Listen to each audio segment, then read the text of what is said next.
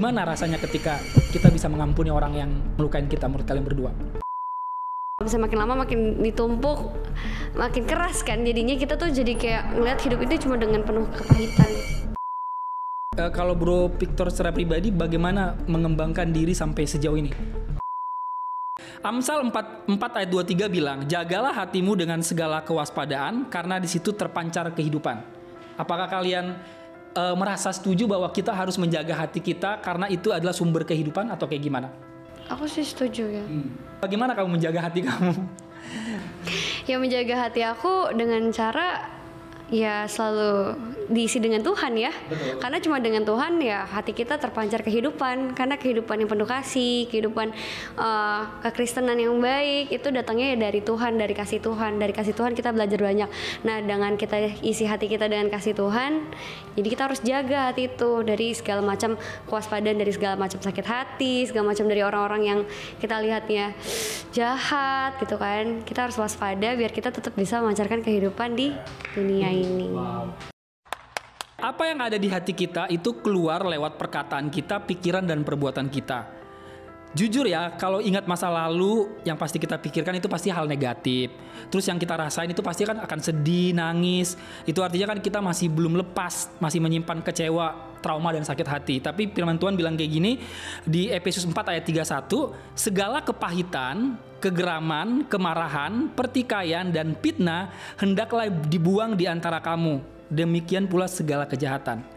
Menurut kalian, apakah kepahitan itu harus dilepaskan biar kita bisa lebih bebas hidupnya? Karena kan biasanya kan orang yang sakit hati itu kan mendam kan sampai puluhan tahun gitu kan. Gimana rasanya ketika kita bisa mengampuni orang yang lukain kita menurut kalian berdua? Mengampuni seorang itu cukup dengan diri kita sendiri sih. Kalau menurut aku ya, kayak mungkin kita pernah ada masalah.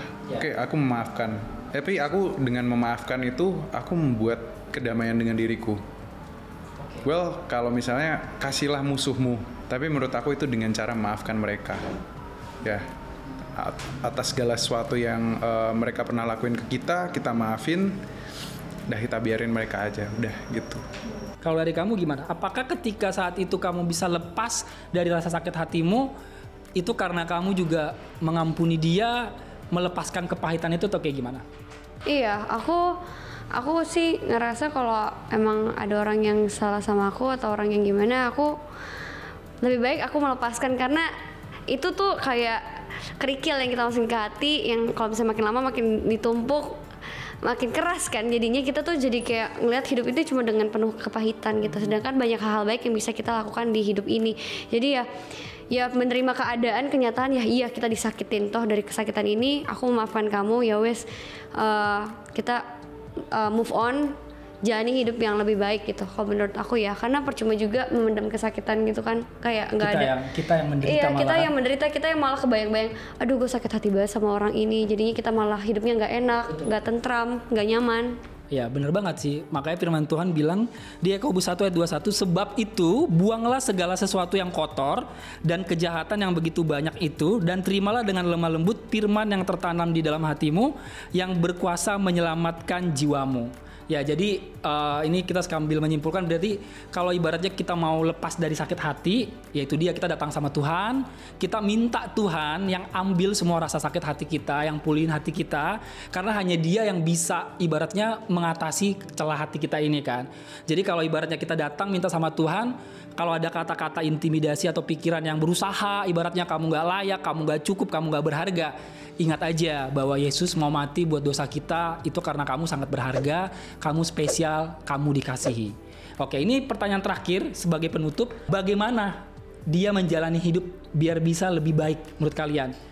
Apakah mengembangkan potensinya, sekolahnya apa? Dari prinsip kalian, biar ibaratnya kita nggak balik ke masa lalu itu. Namanya aja menjadi lebih baik. Segala aspek dong dalam kehidupan kita. Ibaratnya sebagai cowok lebih baik apa? Ngerawat kulit, ngerawat rambut, ngerawat tubuh, olahraga, itu udah termasuk salah satu buat menjadi lebih baik. Nah kalau dalam segi kerjaan, cara pikir itu juga bisa dengan kita belajar. Lihatlah pengetahuan dari buku-buku atau dari internet. Terus bisnis kita juga bisa belajar bisnis, cari koneksi, ngobrol dengan orang, belajar dari orang. Itu kan termasuk hal-hal yang bisa ngembangin diri kita jadi lebih baik gitu. Kalau Bro Victor secara pribadi bagaimana mengembangkan diri sampai sejauh ini? Kalau aku mungkin nggak seperti orang-orang yang di luar ya. Mungkin kalau aku sendiri, aku nggak tipe orang yang suka memperbesar circle aku. Jadi kayak ya dengan orang-orang yang tertentu, aku lebih suka quality time dengan mereka. Jadi lebih spend time sama orang-orang yang aku sayang. Terus ya happy aja sama orang-orang yang dekat sama aku. Terus rajin olahraga, bikin konten yang menurut aku seru. Terus turunin ekspektasi dalam hidup. Turunin ekspektasi ya? Ya, tapi kita harus tetap percaya dan ngelakuin yang terbaik. Yes, benar banget ya. Jangan set low ekspektasi, tapi kita ngelakuin effortnya lebih gitu. Jadi langsung dapat terus. Iya, benar banget. Jangan hidup dari ekspektasinya orang lain atau ibaratnya kamu harus gini gitu kan. Kamu lebih baik sekarang ibaratnya kembangin potensi kamu. Kalau kamu misalnya mau jadi Master Chef, mau jadi Indonesian Idol ya dari sekarang bakatnya dikulik ya. Jangan mikirin mantannya. Nanti juga kalau tiba-tiba dia lihat, tiba-tiba dia ngeliat, ih dia jadi Master Chef sekarang, ih dia jadi Indonesian Idol. Terus tiba-tiba dia langsung DM lu, hai gitu kan. Gak bisa soalnya udah ada aku, gak bisa. Apa? Udah ada aku soalnya. Bisa, bukan dia loh. Oh ya, aku ini belum ikut Idol. Suara aku kayak. Oke, kalau dari kamu apa? Secara praktis buat mereka biar nggak balik ke masa lalunya, apa yang harus dikembangin dalam dirinya? Ya membuang semua masa lalu, mengisi dengan kegiatan yang lebih baik. Kalau misalnya kalian suka terintimidasi dengan lingkungan kalian saat itu, menurut aku move on, ganti lingkunganmu, atau mungkin kamu bisa lebih sering dengerin firman Tuhan, kata-kata yang membangun. Kan kata-kata mengintimidasi itu kan datang karena kita sering dengar kata-kata intimidasi itu terus mungkin jadi kayak ada di spinning in your head gitu kan, ada di kepala kamu terus. Isilah dengan kegiatan-kegiatan yang membangun kamu, termasuk juga tadi mendengarkan firman Tuhan, jadi tahu apa kasih Tuhan di dalam hidup kamu. Terus juga mungkin isi dengan orang-orang yang baik, orang-orang yang menurut kamu tuh nggak mencelakakan kamu, yang jauh dari orang-orang toksik gitu kan. Terus ya fokus dengan diri kamu, dalam artian kamu kembangin apa yang ada di diri kamu. Misalnya kamu ngerasa gue bagus nih di bagian aku bisa desain, atau aku bisa apa, aku bisa masak, aku bisa nyanyi, ya fokus dengan potensi di diri kamu dan percaya kalau kamu itu bisa jadi pribadi yang baik, yang sehat, sehingga kasih dalam hati kamu bisa terpancar kehidupan. Oke.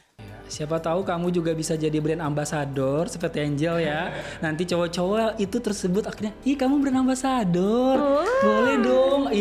Ya biasanya kan kayak gitu kan. Biasanya kan kita cara kita bijak untuk membalas itu adalah masa lalu adalah kita jadi orang yang punya nilai. Kita menjadi orang yang layak dan berharga gitu kan. Jadi buat kamu semuanya, kalau kata mantan kamu nggak layak, kamu nggak berharga, atau mantan kamu mengirim semua ekspektasi yang bikin kamu sakit hati, percayalah kata Tuhan itu kamu berharga, kamu dikasihi, kamu layak banget. Nggak perlu kamu dengerin apa kata orang, tapi kata Tuhan kamu tuh berharga gitu. Jadi setiap kita adalah pribadi yang berharga. Kita percaya, kita berdoa buat kamu semuanya yang masih belum bisa move on dari masa lalu. Yuk cari Tuhan, dekat sama Tuhan, cari firman Tuhan, karena firman Tuhan yang hanya bisa membuat kamu tuh intimidasinya tuh pergi gitu, hilang kan. Karena intimidasi itu kan kadang datang malam-malam, ya kamu baca firman Tuhan sih. Iya kan, dengerin firman Tuhan, dengerin khotbah yang baik-baik. Yes. Biasanya kalau gue kalau ibaratnya lagi apa gitu kan, overthinking apa, gue dengerin misalnya janji Tuhan ya kan, kayak yang tadi kita bahas, rancangan Tuhan bagi hidup kalian masa depan yang penuh harapan guys. Jadi jangan takut, seperti itu.